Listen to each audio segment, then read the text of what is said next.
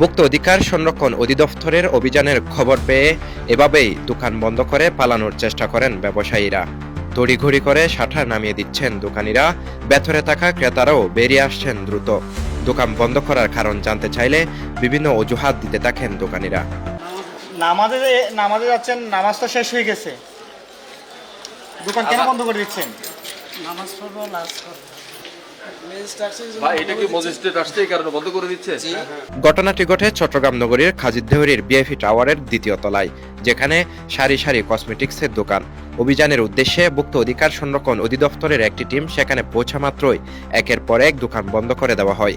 তৈরি হয় রহস্যজনক পরিস্থিতি। তাহলে কি কোনো অনিয়মই লুকাতে চেয়েছিলেন দোকানিরা?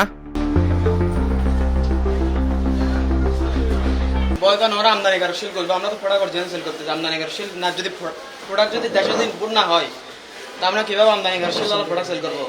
প্রোডাক্ট তো রাখছে সবগুলো অরিজিনাল। তো ওরা তো ওদের মেনলি থিওরি হচ্ছে ওরা আমদানিকারক শিল খুঁজবে। কয়টা আমদানি হচ্ছে বাংলাদেশের প্রোডাক্ট? সারাবিল বিভিন্ন বড় বড় ব্র্যান্ড আছে, ওগুলোকে আমদানিকারক করছে। বন্ধ করে চলে যাচ্ছেন কেন? তো চলবে না।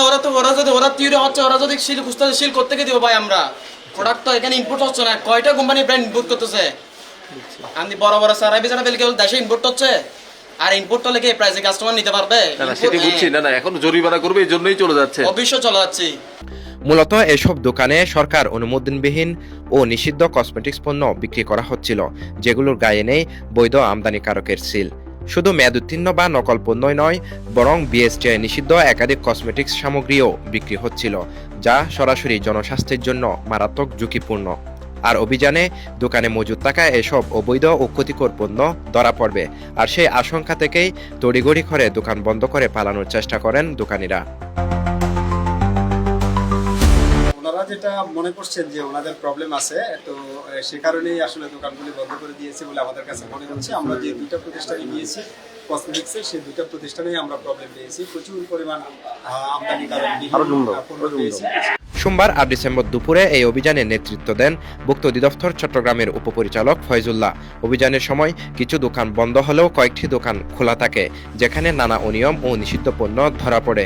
এর মধ্যে দুইটি কসমেটিক্স দোকানকে 18,000 টাকা জরিমানা করা হয় এবং একটি বিউটি পার্লারে মেয়াদোত্তীর্ণ পণ্য থাকার কারণে 10,000 টাকা জরিমানা করা হয়।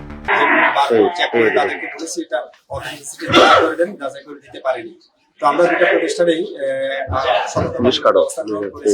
আরেকটা পার্লারে আসছি। পার্লারটায় দেখলেন যে প্রচুর কেমিক্যাল বা ক্রিম বা প্রসাধনী ব্যবহার করছে তারা।